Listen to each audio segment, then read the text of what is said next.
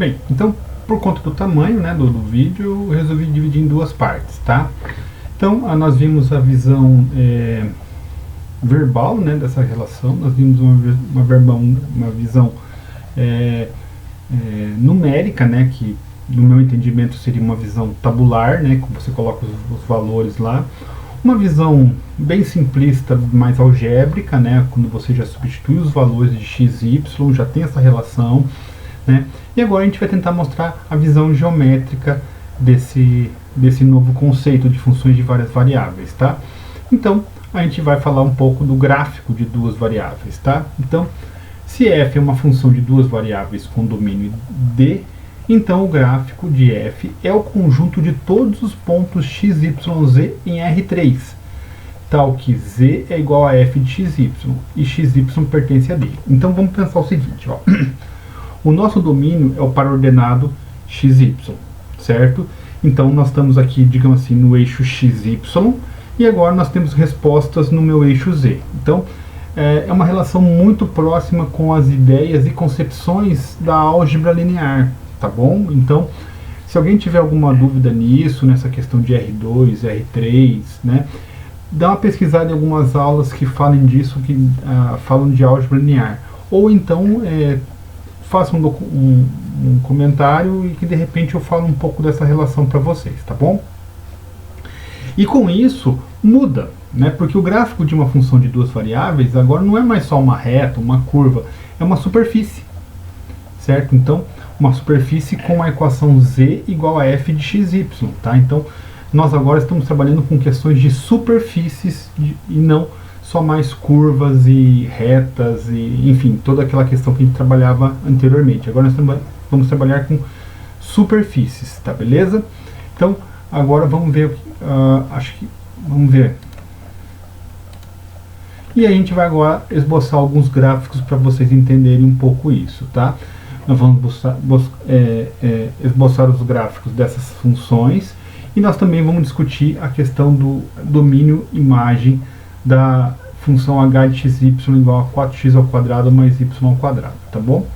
Beleza? Então agora vamos trabalhar com GeoGebra com essas questões, tá bom? Bem, então a primeira coisa que nós temos que fazer aqui agora é mudar nossa visão, porque aqui nós estamos trabalhando com 2D, então agora nós vamos ter que mudar isso para 3D. Então eu vou apagar essa janela, eu vou tirar isso daqui e vou exibir janela de visualização 3D, tá certo? Vou trazer mais para cá, né? E a gente vai começar do mesmo jeito fazer as descrições aqui, e aqui vai aparecer o nosso gráfico, tá?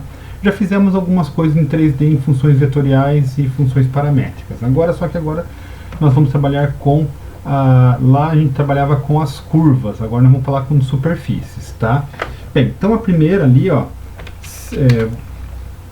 f de xy igual a 6 menos 3x menos 2y, olha lá, ela me fornece o que? Uma superfície. E agora eu vou rodar, então, ó, quando eu olho assim, ó, é uma reta, certo?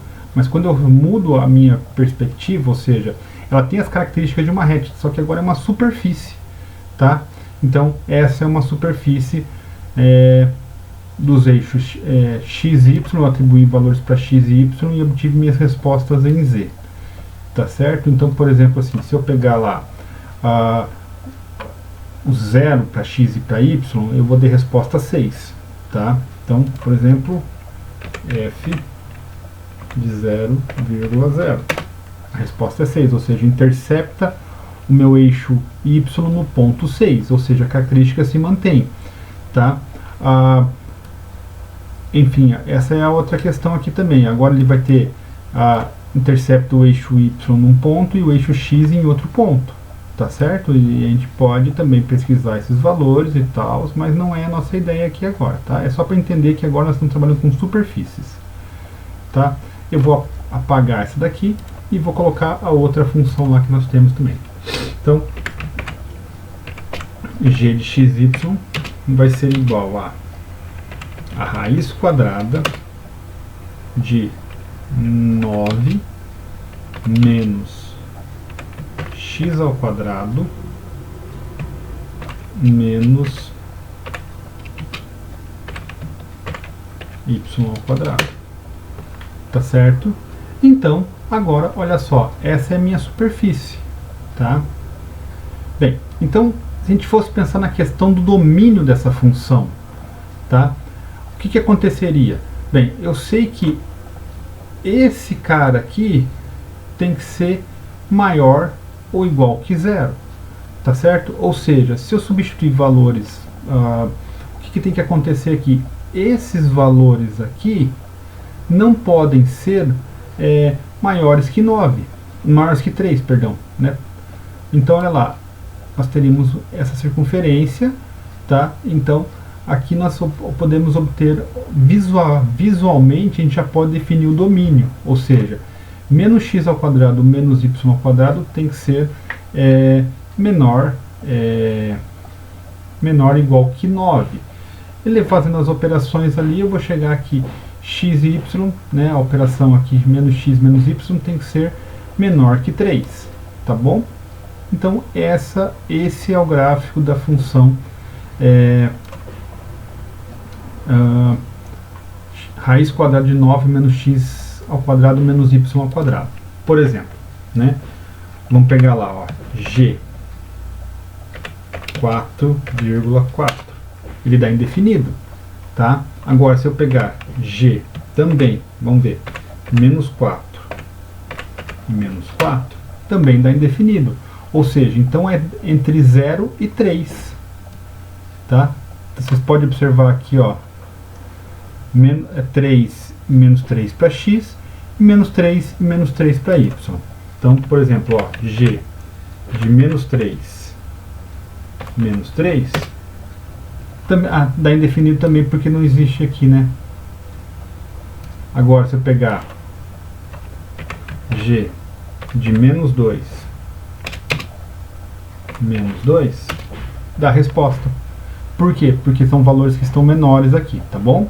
Então essa é a nossa outra equação ali. Agora vamos fazer a de Charles Kolbe ali, tá? Só que agora ele não conhece L e K, vou fazer de x e y, então vai ficar